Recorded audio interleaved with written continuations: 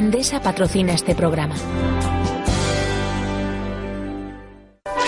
Corría el año 1914 y más concretamente el 3 de agosto, cuando los diputados socialistas alemanes celebraron una reunión para establecer la posición que adoptarían ante el estallido de la guerra. De un total de 111 diputados, todos salvo 14 votaron a favor de aprobar los créditos de guerra y al Kaiser en el conflicto.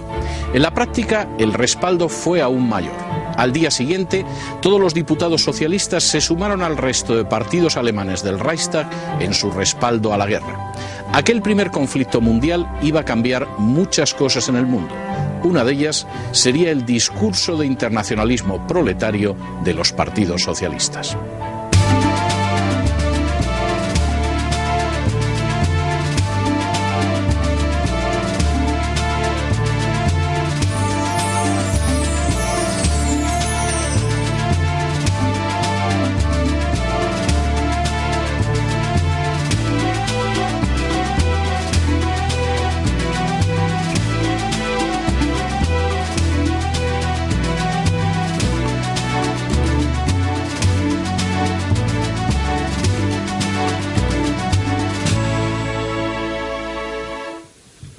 Muy buenas noches y muy bienvenidos a esta nueva emisión de Corría el Año, una emisión que vamos a dedicar a la Primera Guerra Mundial. En palabras de Adenauer, ese conflicto a partir del cual el mundo nunca ha conseguido vivir en paz. Y precisamente para analizar ese conflicto a partir del cual el mundo nunca ha conseguido volver a vivir en paz, contamos con dos especialistas esta noche. A mi derecha está don Luis Álvarez. Muy buenas noches. Buenas noches. Y a mi izquierda está don José Luis Martínez, que es un antiguo invitado, un conocido ya veterano de Corría el Año. Muy buenas noches. Buenas noches. Bien, yo les tengo que lanzar una primera pregunta, aunque lógicamente cuando retomemos el programa después del documental seguramente la desarrollaremos. Pero la primera cuestión es, ¿realmente era previsible la Gran Guerra? ¿Era previsible la Primera Guerra Mundial? ¿O aquello estalló de una manera que sorprendió a todo el mundo?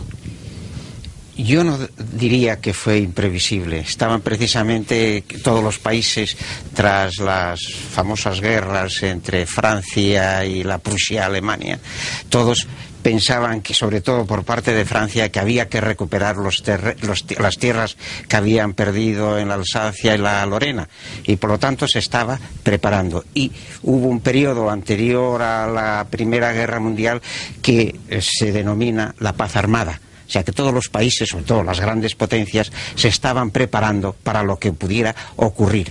Que solo faltaba cuál iba a ser la chispa que hiciera estallar ese polvorín que se estaba preparando. Yo creo que sí que era previsible. De hecho, todo el mundo lo había previsto. La explicación es lógica. Durante mucho tiempo, desde 1871 en adelante, en Europa, toda Europa se sustentaba en su política exterior de los manejos, porque hay que llamarles manejos, no solamente tratados, que había conseguido hacer Bismarck. Por eso se habla siempre de sistemas bismarckianos. El problema es cuando el nuevo Kaiser, el nuevo emperador alemán, Guillermo II, consigue que Bismarck dimita. En ese momento, todas las cancillerías europeas se echan a temblar, porque piensan que la guerra está al caer. ¿Por qué esto? En aquel momento había una serie de circunstancias de tipo económico, de tipo social, pero también de tipo geoestratégico realmente importantes, las cuales van a variar el pensamiento de políticos y militares. En las clases que damos en la universidad sobre esta temática hablamos mucho de lo que todo el mundo conoce, que son causas sociales, el socialismo, por ejemplo, problemas de tipo económico, rivalidad por aquella nueva revolución industrial. Pero hay otras cosas de las que se habla muy poco, que son escasamente conocidas, como es el problema de la geoestrategia. Esto es, saber qué pensaban los políticos y los militares de aquella época acerca del nuevo orden que tenía que regir el mundo. ¿Y realmente la desaparición de Bismarck es decisiva? Yo creo que sí es decisiva, y por lo menos la mayor parte de los autores así lo recoge. Bismarck era un hombre de mano izquierda, porque hacía una diplomacia de pactos secretos en general que era muy interesante y que a veces era incluso contradictoria y antitética, pero sin embargo mantenía a la gente tranquila y en paz. El momento en que desaparece el hombre que tranquiliza a Europa, Europa empieza a notar que soplan vientos de guerra. Por eso todo el mundo empieza a prepararse. Es la época del rearme, es la época, lógicamente, de las preocupaciones, de los problemas, y posteriormente, como decía antes mi compañero, además de que hay un momento de paz armada, llega un instante en que todo el mundo dice, no, sí va a haber guerra. Lo que tenemos que hacer es ver quién es más fuerte que el otro, para ver si la declaramos nosotros o si somos capaces de defendernos. Y ese es el momento de las pruebas de fuerza. Por eso nosotros en los manuales solemos decir que el periodo que va desde 1890, en que se marcha Bismarck, hasta 1914, se divide en 3 momentos distintos. Un primer momento de desconcierto. La gente no sabe qué hacer, qué va a pasar, con quién me alío, con quién no. Que dura aproximadamente hasta 1901. A partir de 1903-4 hasta 1907 es la época de formación de bloques. Esto es, cada oveja busca a su pareja, al que más le conviene. Y los estados buscan una alianza con aquellas gentes, con aquellos otros estados que estén más cerca de sus intereses. Y cuando se formula definitivamente las alianzas a partir de 1907, en ese tiempo del 7 al 14 ocurren lo que llamamos las pruebas de fuerza. Como muy bien ha dicho Luis Álvarez, nosotros llamamos paz armada a ese momento que va desde 1890 hasta 1907. Pues vamos a volver enseguida con el documental, por supuesto, e inmediatamente regresamos con ese momento en el que nos hemos quedado, ese de la paz armada, o como estábamos comentando, de la oveja que busca a su pareja y de las pruebas de fuerza. Pero será después del documental sobre la Primera. Muy buenas noches, estamos aquí de nuevo después de nuestro documental sobre la Primera Guerra Mundial y vamos a empezar con esa fase que dedicamos en este programa al debate. Nos habíamos quedado, antes de irnos al documental, con esa fase previa de las pruebas de fuerza, de las alianzas que se van formando. Cuando estalla la guerra en 1914, ¿cómo está configurado el mundo? ¿Cómo es ese mundo de 1914? De 1914, pues diplomáticamente se habían creado 2 grandes agrupaciones de países, que uno se llama la Entente, que se había ido formando poco a poco a base de eliminar tensiones y perezas entre Francia, Inglaterra y Rusia. Inglaterra, Francia y Rusia, sobre todo Inglaterra, que había sido rival tanto de Francia en el plano sobre todo colonial, como de Rusia también por los grandes intereses de Medio y Extremo Oriente, pues ante el peligro que suponía la Alemania, que iba creciendo económicamente, industrialmente, militarmente, se había ido reforzando enormemente, pues logran eliminar las asperezas que había entre ellos y van creando poco a poco una unión entre ellos. Primero es la Entente cordial entre Francia y Gran Bretaña, y luego Francia, que ya se había aliado antes con Rusia, va logrando que Rusia también se incorpore a ese trío de grandes naciones y se forma la Entente. Por el otro lado estaba lo que se llamaba los países aliados, sobre todo los imperios centrales, Alemania, Austria-Hungría, a la que pertenecía también Italia, que luego Italia pues se separará porque tenía otros intereses. Siguiendo la regla de Napoleón de que Italia entre en una guerra siempre acaba con los vencedores. Siempre está al lado de los vencedores, listos que son los italianos. Sí. Y entonces, pues esa alianza austrohúngara-alemana ya venía desde antes. Y entonces tenemos esos 2 grandes bloques que sabían que tarde o temprano, por esa serie de tensiones territoriales, industriales, comerciales, etcétera, tarde o temprano iba a estallar la guerra. Y entonces ya tenemos formados esos 2 grandes bloques. Solo faltaba una chispa que hiciera encender todo ese polvorín que se estaba preparando. ¿Qué ambicionan esos grandes bloques? Dentro de esos planteamientos geoestratégicos a los que hacíamos referencia en la introducción, ¿qué es lo que persiguen? Dominar el mundo. Eso suena casi a novela de Fu Manchu o algo así. Sí, pero esa es la realidad. Vamos a ver. a finales del siglo XIX, hay una serie de geógrafos que empiezan a considerar los estados como organismos vivos, y esos organismos vivos ocupan un lugar en el espacio, esto es, tienen unas fronteras más o menos delimitadas, más o menos naturales, etcétera. Todo hombre quiere dominar, lo querían desde los asirios hasta hoy en nuestros días, y aquella gente empieza a ver cómo puede hacerlo. En ese momento surge un personaje realmente interesante, es un catedrático de geografía en Londres y da una conferencia en la Sociedad Geográfica. Este hombre se llama Halford Mackinder, y Mackinder viene a decir algo así como esto: el corazón del mundo, lo llama además así, la zona pivote sobre la que gira todo el mundo, está compuesta por una zona que es el corazón. El corazón del mundo es la Europa oriental y la parte de Rusia que es europea, hasta los Urales. Esto lo formula en 1904, en una charla. Poco después, en el año 19, después de la Guerra Mundial, amplía esta concepción justamente a los dos lados, esto es, cogiendo por una parte a Alemania y por la otra parte a la zona del río Lena, en la Rusia siberiana. Y entonces él crea un axioma, y que es el principio de la geoestrategia de aquel momento. Quien domine el corazón, el Hirland, domina la isla mundial. Él llama a la isla mundial a esa especie de suma de continentes que es Europa, Asia y África. Y quien domina, dice él, la isla mundial, domina el mundo. Esta es la concepción geoestratégica que tienen los políticos de la época, los monarcas y sobre todo los militares. ¿Por qué decía esto? ¿Es que era una especie de fórmula mágica? No, en modo alguno. Él decía esto porque esa es una zona muy rica en todo tipo de recursos naturales. Es una zona bastante rica desde el punto de vista alimenticio, en el sentido de que allí se producen y se pueden producir. Le llaman a Ucrania, por ejemplo, el granero, le llamaban el granero de Europa y demás, ¿no? Entonces, parece que esta concepción geoestratégica tiene bastantes visos de realidad. Como decía antes Luis Álvarez, muy acertadamente, el problema estriba en el momento en que el buen Bismarck abandona la Cancillería. En ese momento, todo el mundo busca reubicarse. Bismarck había conseguido su gran objetivo. ¿Cuál?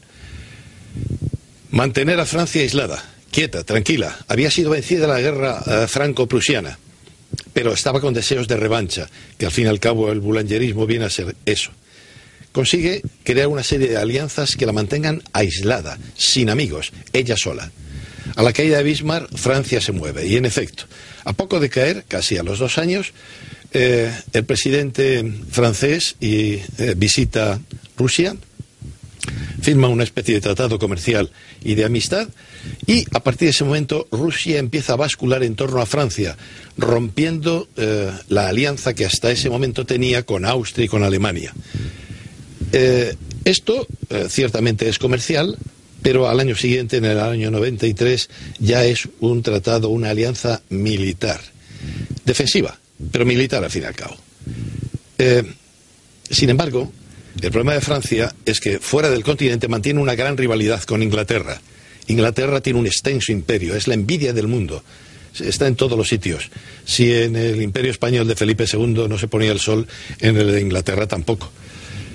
Y choca con Francia, va a chocar justamente en África. Inglaterra estaba creando un eje norte-sur, desde el Cairo hasta el Cabo, y a su vez Francia pretendía crear un eje oeste-este, esto es desde la zona de Senegal-Gabón hasta más o menos la zona de Somalia y Eritrea. Lógicamente, en el punto de intersección donde se juntan esas líneas, chocan. Eso es Fashoda, en 1898. El desastre del 98 no solamente se dio en España, se dio en casi todos los estados del mundo. El desastre de Francia del 98 fue el incidente de Fashoda. Kirchner bajó en Sudán para acabar con la revuelta del Madin. Desde Egipto acabó con aquello y prosiguió su viaje hacia el sur. En ese momento chocó con el comandante Marchand y allí se vio obligada Francia a retirarse. Con lo cual, Gran Bretaña pudo construir su eje en África. En un momento determinado, la disputa está en Egipto. ¿Por qué en Egipto? En Egipto está el canal de Suez. En Suez, Hay una compañía que es francesa, porque Lesseps era el cónsul de Francia, y ha construido una compañía que es la que le permite crear el canal de Suez. Poco a poco Inglaterra se da cuenta de que eso es vital para sus intereses. Su interés está en la India, y para llegar mejor a la India y más seguro necesita apoderarse del canal. Entonces compra acciones. Llega un momento en que las acciones mayoritarias de esa compañía son inglesas.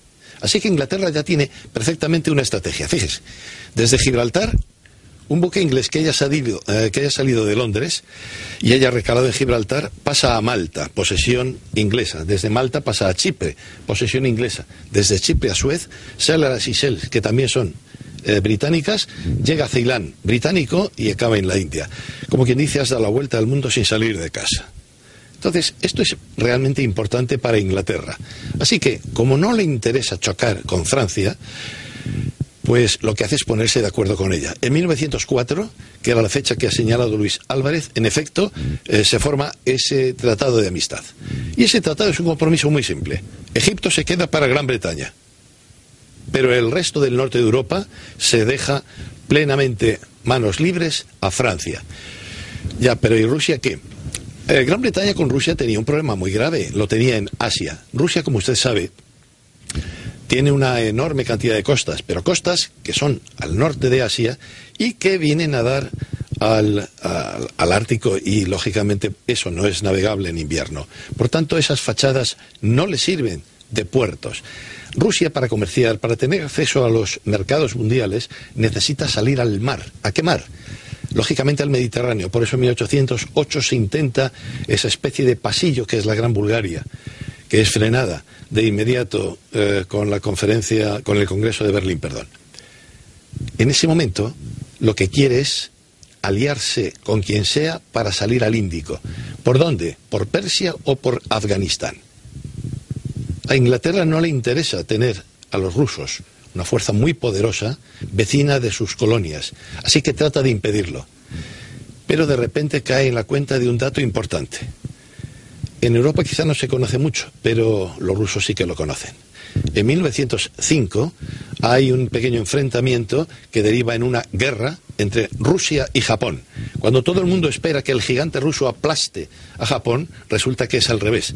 La nueva potencia asiática, Japón, aplasta y machaca a los rusos. Entonces Gran Bretaña se da cuenta. No, en Asia nuestro enemigo no es Rusia, es más débil. Nuestro enemigo es Japón, que es más fuerte. Y por eso, en 1907, como ha dicho, se alía Inglaterra con Rusia. Ya tenemos el triángulo perfecto: Francia, Inglaterra, Rusia. Pues aquí vamos a hacer una pausa, regresamos con los imperios centrales y con el estallido de la Primera Guerra Mundial.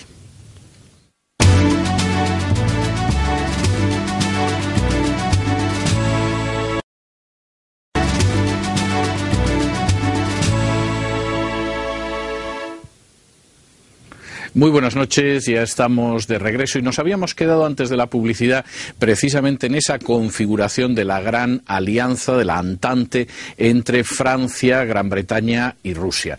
¿Qué pretendían los imperios centrales? Los imperios centrales en aquel momento se sienten como acorralados y entonces surge eso que se llama la psicología del gato encerrado. Y quieren romper, de la manera que fuera, quieren romper ese cerco que se iba formando y se estaban preparando para aprovechar la primera ocasión que surgiera para romper ese cerco diplomático que se estaba formando. Y el chispazo o el motivo que les dio la oportunidad para saltar y romper ese cerco, pues fue el problema de los Balcanes, que es uno del gran problema, la parte débil o el vientre débil que se llamaba de la Europa de entonces. En los Balcanes pues había una serie de problemas y de intereses en que estaban entrelazados, pues evidentemente Rusia, que también, como decía antes el profesor José Luis, buscaba una salida al Mediterráneo y buscaba por la parte débil que era el Imperio Turco.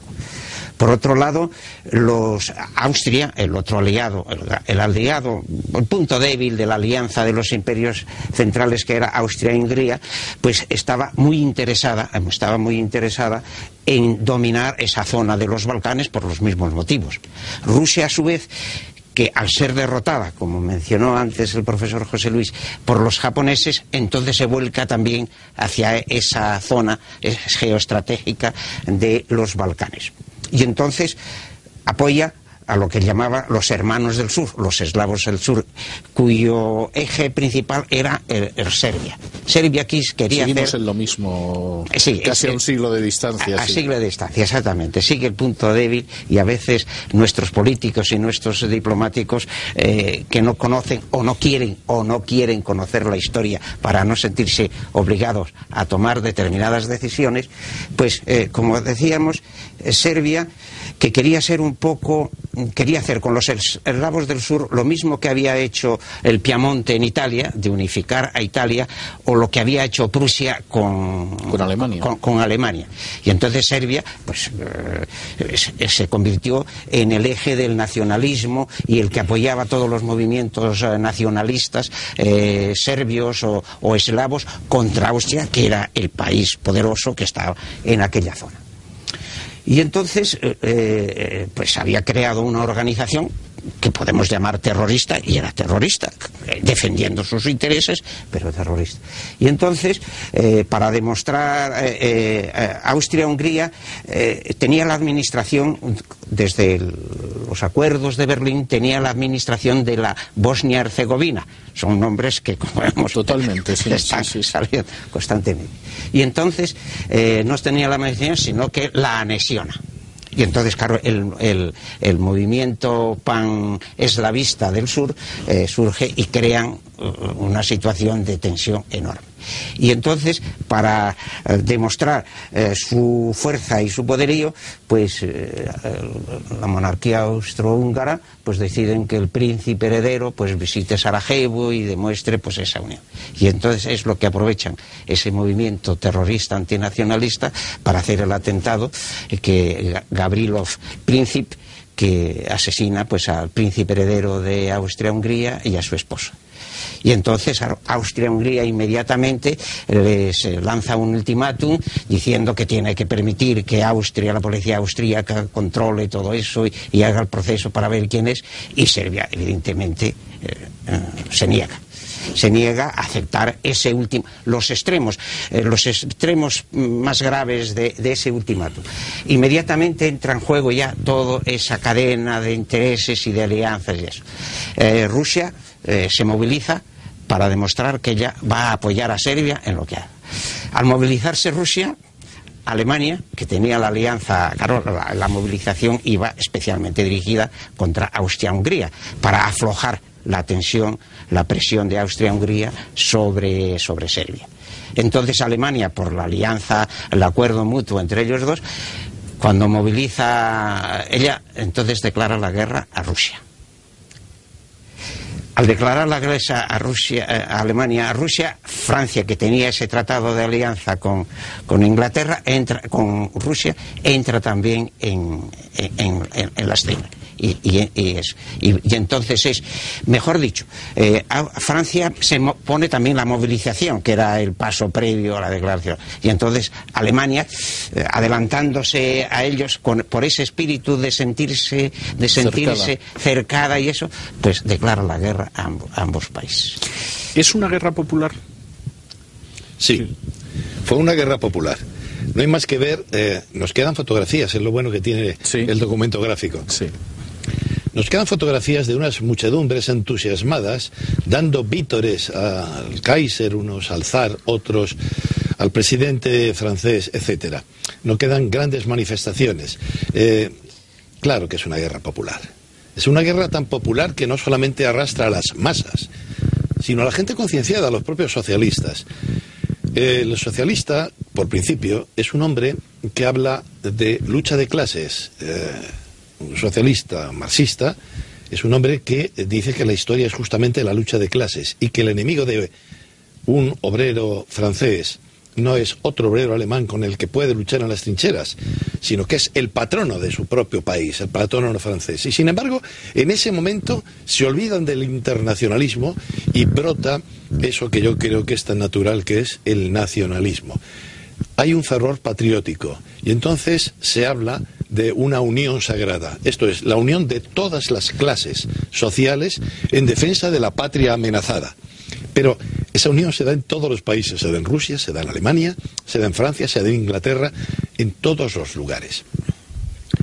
¿Qué es lo que va a ocurrir? Pues que, aunque sean enemigos de la guerra, los socialistas van a votar los créditos militares en todos los sitios, incluso en Alemania, donde el movimiento socialista era mucho más fuerte, en aquel momento al menos, y esta gente está dispuesto a ir a la guerra a defender a su país, a su nación.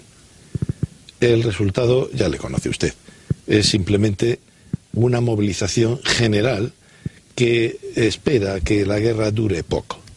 Lo que no se pueden imaginar es que la guerra iba a durar tanto tiempo y que además se iba a estancar.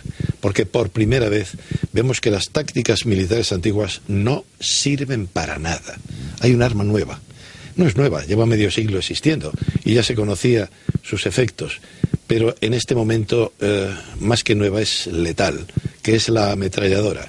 Ya no puede haber infantería de línea avanzando contra el enemigo con la bayoneta calada. No, una ráfaga de ametralladora puede acabar con toda una línea.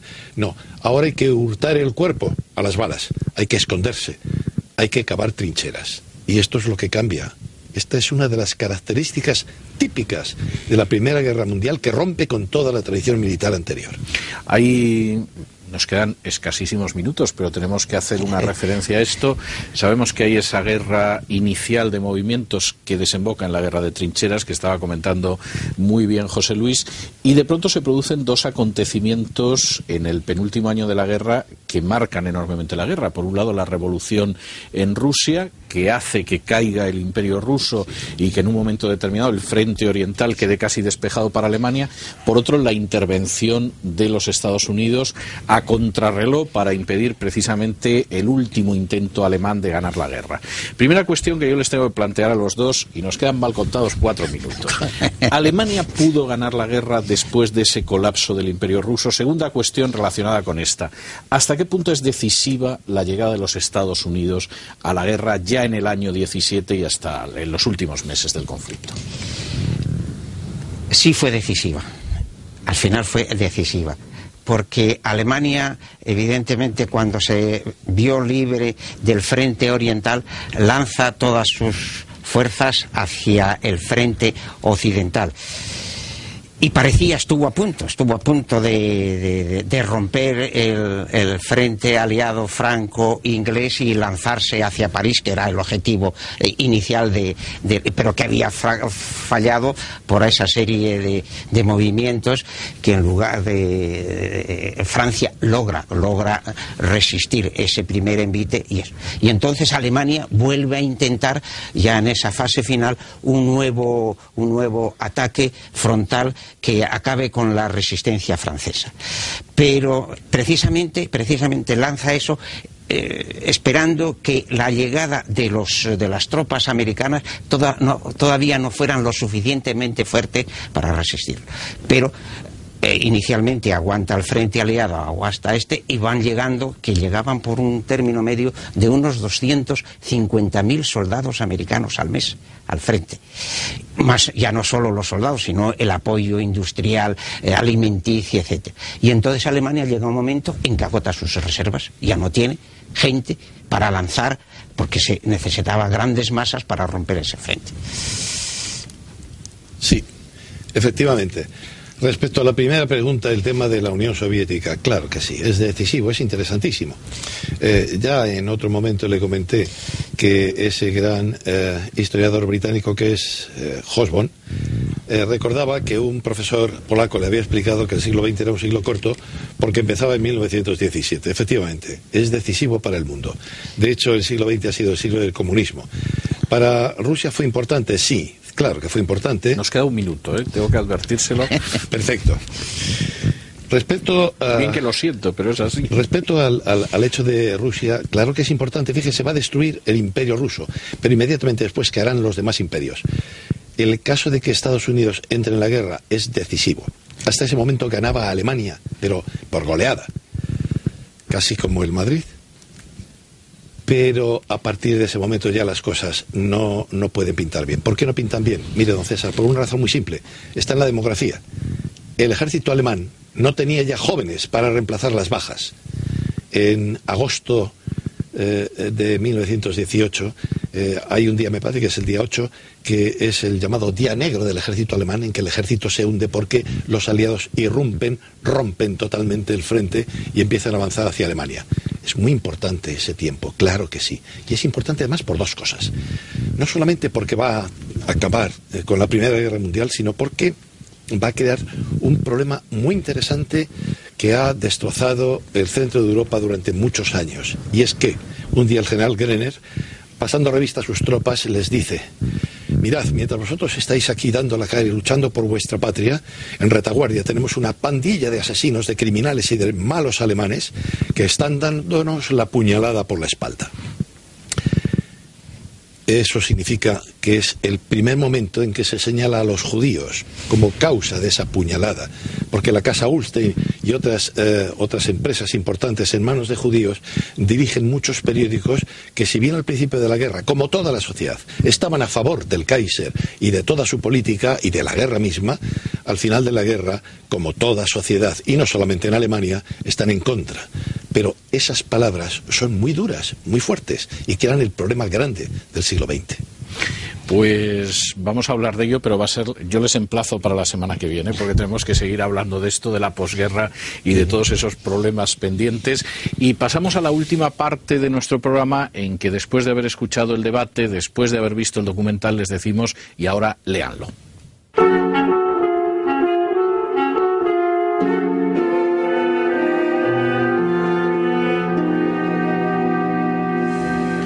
Y para acercarnos a la Primera Guerra Mundial hemos escogido dos obras de introducción, una más sencilla, otra un poco menos sencilla. La primera es de Michael Howard, se llama precisamente La Primera Guerra Mundial, y es un acercamiento, una introducción que consideramos sencilla para un conflicto, como ustedes habrán podido ver esta noche, especialmente complejo. La segunda obra es también una introducción, algo más amplia, desarrollando más algunos extremos, y se debe a Marc Ferró, uno de los contemporaneistas franceses que no solamente ha estudiado la Primera Guerra Mundial, sino también otros episodios como la Revolución Rusa. Y con esto hemos llegado al final de nuestro Corría el Año de esta noche. Esperamos que hayan comprobado ustedes una vez más que la historia es atractiva, es sugestiva y es interesante. Y les citamos aquí para la semana que viene, porque seguiremos hablando de las consecuencias de esa Primera Guerra Mundial, de la paz de Versalles. Hasta entonces.